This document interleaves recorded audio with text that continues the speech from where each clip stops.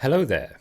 Welcome to this Shieldia guide where I'll be discussing the damn vulnerable web application cross-site scripting DOM or document object model on low security today. So what you will notice in the title, we only have the red and purple team perspectives in this guide. It is due to the fact that there is no server-side detections we could put in place at the moment without a web application firewall or a WAF to be able to successfully identify if or not even just successfully, just identify, period, any of the methods that we would be doing today would even appear there. We would want to be able to look at the server-side response or any parts of the other chains within, for example, mod security. But that's beyond the scope of this particular video.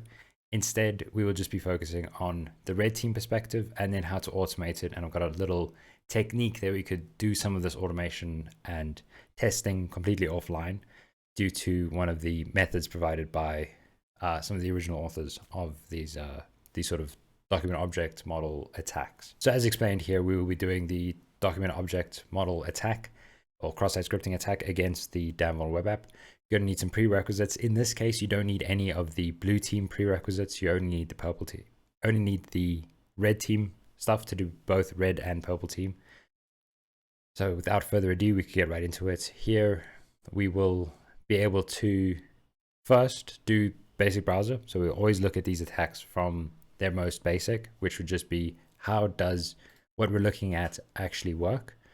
For instance, here we are presented with, once you've logged in and set the security to low, we are presented with a selection page. So we have a little drop down. We can select our language, English, French, Spanish, or German. We could select German and see what happens. We could see here, we have a default parameter that equals German. So we assume that that's what is selecting the language for us. We could have a look, do a little inspect element, and then within the network tab, select English and see what happens. So that's how the flow is happening, at least within the network tab. See that it's doing just a GET request to that, and then getting all of the other information from the page. So relatively simple. We can now take that to the next step and try and introduce, as it says, cross-site scripting into that. What parameter would we inject? English looks like a good place to start. So here, just explaining that. Now, what if we copy this into the, and replace either French or English or whatever the language is at the time. So we will replace English with that. And see, oh, look, I'm on TV. Awesome. So cross-site scripting does work within that because it's being loaded as part of the page load within the DOM, the document object model. Great.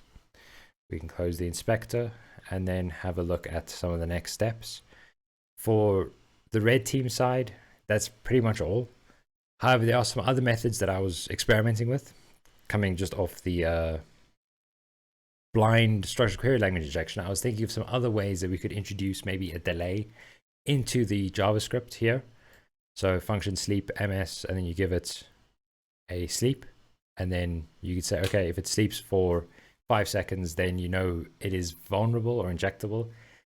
This is one way we could do it, or this is primarily to get around some of the weaknesses within CLI-based tools in how they interact with JavaScript. However, we don't need to worry about that at the moment. It's just an aside that you could look into further if you wanted to. Then we'll move over to the purple team, and I will see you there for that. So the purple team perspective, how can we successfully execute the document object model cross-site scripting in a programmatic way? There are a few approaches we could take. First of all is Nuclei, a very well-versed tool that allows a lot of this automation to happen because of its scripting engine. As it says here, there's good news and bad news. The bad news is due to the nature of the exploit being fully client-side. We can't do some further fuzz foster you fool trickery. However, the good news is that this attack is fully client-side. So based on this paper, they propose a method of using the Octothorpe to do all of the parameter injections locally to the browser itself. and not actually sending any of these requests to the server. So you will note if we tried this here, is it the full request? It is. We do that. There you go. So if we do that, and then we will look at the inspect element within the network page. We'll run this. You see, all it's getting from the server is default English. It's not actually, as we know, anything after the octothorpe or the anchor is ignored by the web server. It's only within your browser's context. So normally this would be used to signal where on a page the browser should go. For instance, here we will click there and you'll notice it will be filled out into the URL. So it's saying, hey, browser, go to this specific header and then load from there. So even if I scroll up, I hit enter, the browser is going to go there. That's not actually being sent off to the web server. So we can use this to our advantage. Now, this is a bit of a hackier way to do it because there may be other things not directly referenced within the web page that we'll be downloading at the moment. However, as a proof of concept, this is one way we could do it.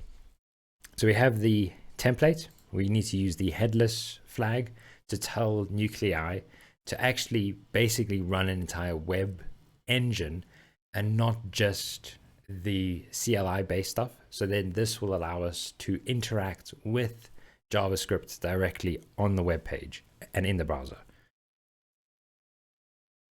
For instance, we can close this and then go to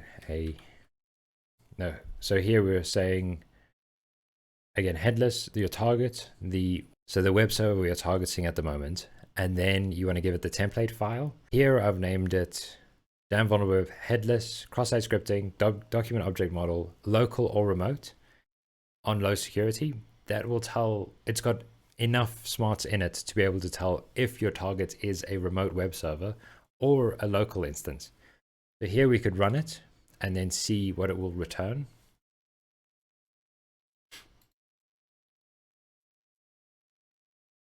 And there you go. The results are in, and it has successfully identified the alert window from the web server. We could do, for instance, a vim and then just have a look at the file.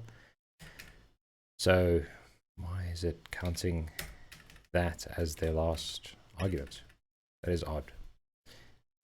Because it's a multi-line maybe? Interesting. So we're just going to have a look at the file. Again, you want to load your variables, admin and password so that you can log in. Then we'll load an array of payloads. One being this, one being that. Easy enough. Again, using the flow method. So we will log in. We're not setting, it's not setting the security. Okay, yeah, so we log in and then, yes. This is the smarts. It's either one and then it does the template if it's a local host.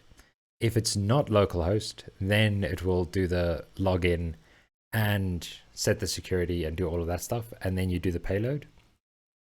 So that's how it's able to detect if it's local host, or we just assume that it's going to be remote otherwise. That's how the template is differentiating these things. We can then do what's mentioned in the guide, either locally or, well, remotely, like we've just demonstrated, or locally.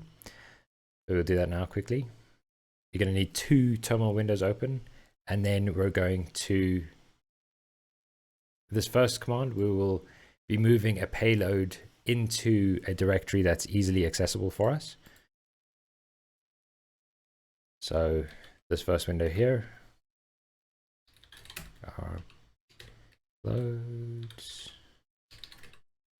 So now ls, so now the last command should be that. What? Okay, well, that's not going to be in there anymore. And then okay, no, it is working. Odd behavior. We can see that the payloads file has been created. We could do a little head n10 for payloads, then on a web app. So these are the type of payloads that will be executed now. Moving on, we can get the cookies file. So this is a Netscape, I believe, formatted cookies file, so that we can successfully authenticate with wget to be able to download all of the data. Now we have the cookies file. We can have a look at it. Cookies.txt. Netscape formatted cookie file. Great. PHP session, security, everything is set as we would want it. Awesome. We will then look at using this cookie file with wget to download this web page that we're testing. Over here, we will download this entire web page and then actually test against that, not on the server, but locally on our own host. As a method to reduce the total volume of logs that will be generated on the server or on the target, we just download the whole thing. So that's one and only one request, and then we do everything locally. As in one request, as in like one attempted request, but that might spawn other requests. You get what I'm saying. Here we go. It's this wget to download all of the data. It's going to clear the screen a bit so it's a bit easier to read. Wget load cookies from the cookies file. Output for any of the actual output goes to dev null. We'll do it recursively. We'll do I think it's like a no clobber thing. Then we will specify the endpoint that we want to download from, and then the directory we want to download everything into, which is damn vulnerable web app _ cross-site scripting. ls, and then the last argument should be, oh, that is very odd.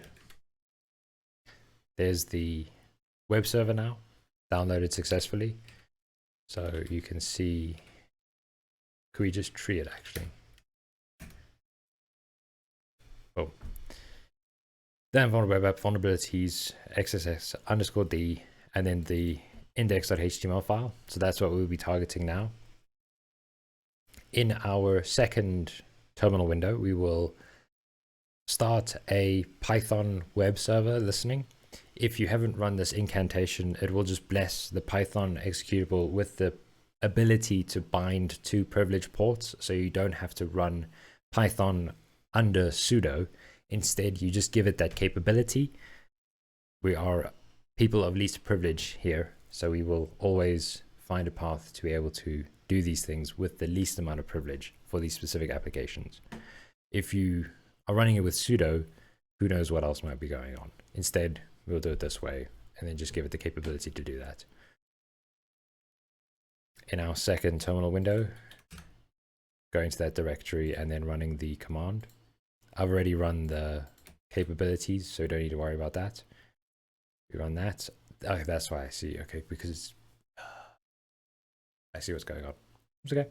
It's inputting a new line character when I paste that there, you see it's on a new line instead of it being at the end, so that it loses the history of that within the bang commands.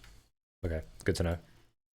So now we're serving that web server locally. We could go to it within our actual browser. Host, and then the directory that we're going to, and then that loads up that web server file locally. You can see that there's none of the formatting and none of anything else. Don't need to worry about that at the moment, but here we do still have the select language, and then it gives you that option to change the language. Now the automation will be targeting that directly with nuclei. Back in terminal 1, we are now giving it HTTP, and then you'll note localhost, and then the directory that it's been downloaded to as the file path. Now this is running a much larger word list. You can see there all of these 404 not founds. So it's attempted all of these other methods to be able to exploit it. And you can see it has successfully found again 2 script tags that work. And there you go.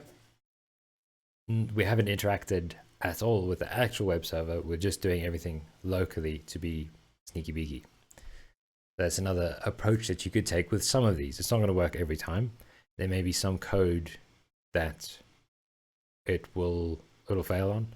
So we're not going to worry about that too much in depth, but instead just as a way to look at some of the things that we can do. Awesome. And that is all for the cross-site scripting DOM-based approach. In the next video, we'll be covering more cross-site scripting. I'll see you in the next one.